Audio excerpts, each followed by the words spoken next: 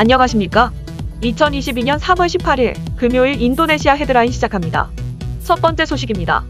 인도네시아 코로나19 확진자가 총 591만 4,532명으로 늘어났으며 이 중 사망 15만 2,745명, 완치 546만 2,344명으로 집계되어 2.6%의 치사율을 보이고 있습니다.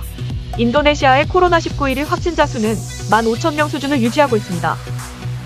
인도네시아 의사협회는 코로나19 전염병으로 인해 751명의 의사가 사망했다고 밝혔습니다. 2020년에는 252명의 의사가 사망하였으며 2021년에는 495명의 의사가 사망하였습니다. 그리고 2022년에는 4명의 의사가 사망하였습니다. 지역으로 보면 동부자바주가 169명으로 가장 많은 의사가 사망하였으며 그 다음으로는 서부자바 118명, 중부자바 106명, 자카르타 97명, 북부 수마트라 53명 순입니다. 분야별로는 397명의 일반에, 346명의 전문에, 그리고 8명의 레지던트가 사망하였습니다. 인도네시아의 코로나 3차 대유행은 정점을 찍고 하락 중에 있습니다. 그러나 코로나가 남긴 사회 경제의 상처는 여전히 남아있습니다. 코로나19가 종식되어 간다고 하여도 코로나19로 인한 경제적 취약성은 즉시 사라지지 않기 때문에 취약계층의 어려움은 여전히 남아있습니다. 가장 취약해진 계층은 코로나 기간 중 직업을 잃은 사람들입니다. 하지만 올해 국가경제부흥 사업에 배정된 예산은 450조 루피아이며 이는 2020년에 700조 루피아가 사용된 것과 비교하여 350조 루피아가 더 적게 책정되었습니다. 정부는 코로나로 인해 회복하지 못한 업종들을 중심으로 코로나 경제 취약계층들을 자립시킬 과제가 남아있습니다. 지난 1월 지중해 동부에 위치한 섬나라 키프로스에 델타와 오미크론에 합쳐진 변이 바이러스가 25건 확인되었습니다. 델타크론이라고 명명된 코로나 변이 바이러스는 게놈 내의 델타와 오미크론 변이체 유전적 특징을 동시에 가지고 있습니다.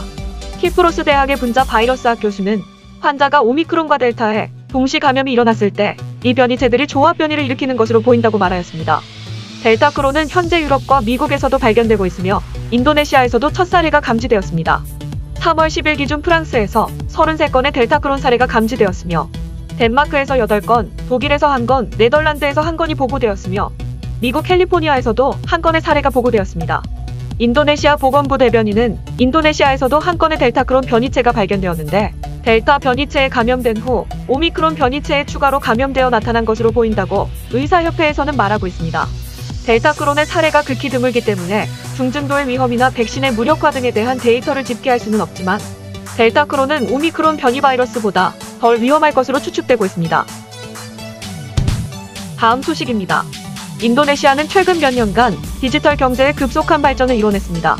특히 디지털 경제의 발전과 발맞추어 여성 비즈니스 경제인들의 발전도 같이 상승하고 있습니다. 재무부는 2021년 온라인 판매 활동의 61%는 여성들에 의해 수행되었다고 발표하였습니다. 세계은행에 따르면 인도네시아의 인구 67%가 생산이 가능한 연령층에 속해 있으며 이들에게 경제 참여 기회를 제공한다면 경제 성장은 가속화될 수 있습니다. 이에 인도네시아 정부는 2025년까지 여성 노동 참여를 25% 증가시킬 계획이며 성공적으로 25% 이상 증가시키면 893조 루피아 이상의 경제 활동이 추가되며 GDP를 2.9% 향상시킬 수 있습니다. 또한 중소기업 부문에서도 여성 노동력이 증가되고 있습니다. 2021년 중소기업 소유자의 53.76%는 여성이며 여성 직원도 97%를 차지하며 경제 기여도는 최대 61%에 이릅니다. 재투자 부문에서도 여성의 기여도는 60%에 이르고 있습니다. 이러한 여성 노동력의 성과는 여성의 디지털 리터러시 수준 향상과 디지털 플랫폼의 발전과 맞물려 있다고 재무부는 평가하고 있습니다. 2016년 여성의 디지털 이해력은 66.2%였지만 2019년에 들어서면서 77.2%까지 증가하였습니다. 특히 인도네시아는 디지털 결제 수단들이 활성화되면서 중소기업의 여성 CEO들에게 매우 긍정적인 영향을 미쳤다고 보고 있습니다. 롯데인행의 창업주는 사업의 디지털화에 대한 이점은 온라인과 오프라인 거래 모두에서 편리함과 보안을 제공하므로 소비자에게 보다 쉽게 다가설 수 있는 점이라고 말하였습니다. 다음 소식입니다. 자카르타 아니스 주지사는 정부 차량과 대중교통 차량을 전기 차량으로 교체할 계획을 발표하였습니다.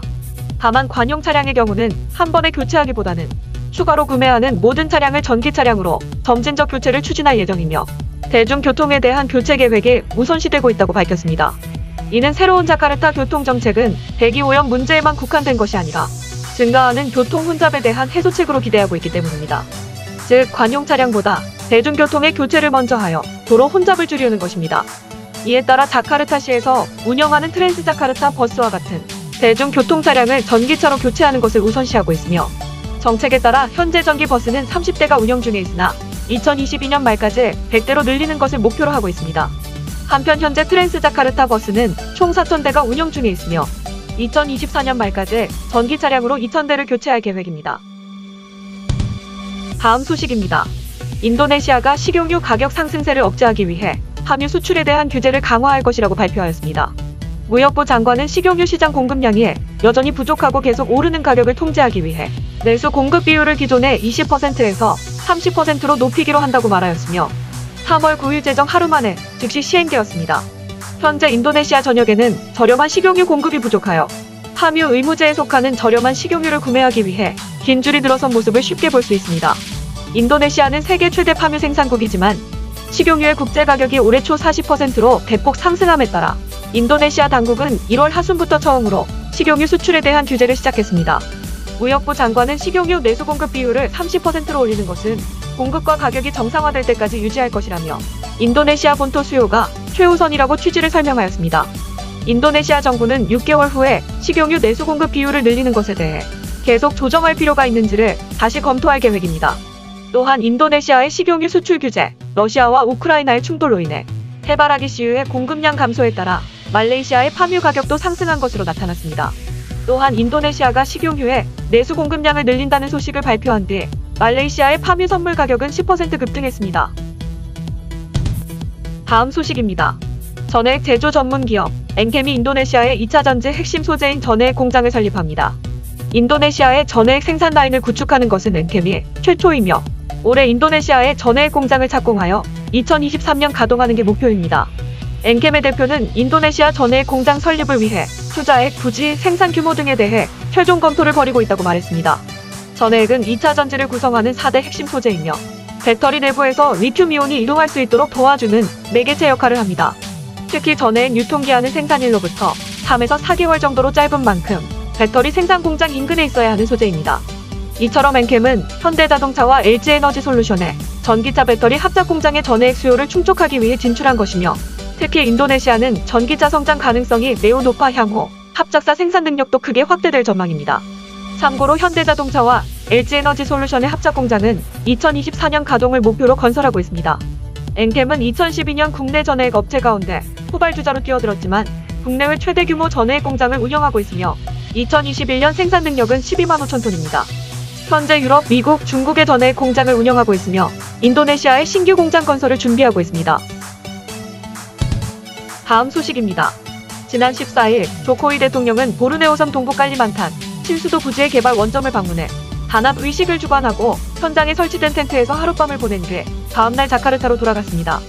신수도 부지 원점은 발리파판 공항에서 135km 거리로 차량으로 2시간 30분이 소요됩니다. 조코이 대통령은 이날 단합 의식에서 인도네시아 전체 34개 주의 주지사 또는 부지사도 초대하였으며 그들은 지역에 따라 전통 복장을 하고 각 지역에서 가져온 흙과 물을 큰 통에 하나로 섞고 기도를 올렸습니다. 흙과 물은 각 지방의 모든 부족과 모든 종교를 상징하며 이를 하나로 섞는 행위를 통해 수도 이전의 원활한 추진을 기원했습니다.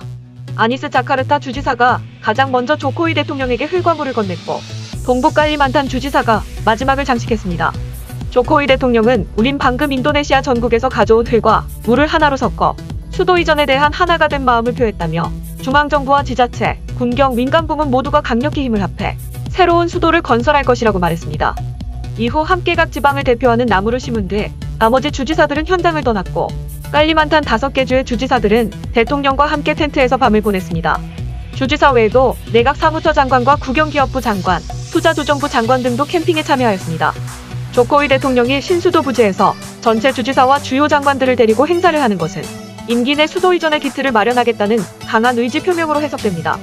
조코이 대통령은 당초 2024년 신수도 1차 입주 시작을 목표로 했으나 2019년 3월부터 정부 예산 대부분을 코로나19 대응에 쏟으면서 첫 삽도 못 든 상태였습니다. 초대 대통령인 수카르노를 시작으로 인도네시아의 거의 모든 정부가 수도 이전을 검토했지만 천문학적 비용 등 난제를 해결하지 못하고 흐지부지 되어 왔습니다. 다음 소식입니다. 발리 등 동남아시아 휴양지를 찾은 러시아 관광객들이 대러시아 제재로 공경에 처했습니다. 우크라이나 침공 전에 발리에 남아있던 러시아 관광객은 약 1150명에 달합니다. 전쟁 발발 이후 대부분의 국가들은 빠르게 러시아를 대상으로 제재를 가하고 있으며 인도네시아도 러시아 제재에 가세하여 세계은 행간금융통신협회 스위프트 시스템을 차단하였습니다. 발리를 찾은 러시아인 관광객은 러시아에서 발행한 신용카드는 물론 ATM 기계에서조차 돈을 인출할 수 없는 상황에 놓였습니다. 해당 문제와 관련하여 관광창조부 장관은 정부가 인도네시아 주재 러시아 대사관과 협력하여 러시아 관광객을 도울 준비가 되어 있다고 밝혔습니다.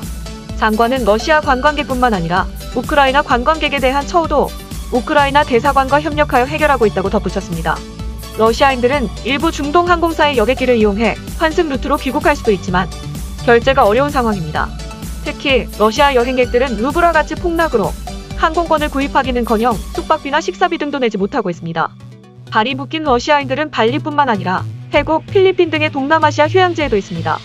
특히 태국의 경우 러시아인들이 많이 찾는 여행지로 지난 2021년 11월부터 2022년 1월까지 관광객 중 11%가 러시아인이 차지하였습니다. 시청해주셔서 감사합니다. 다음 시간에 뵙겠습니다.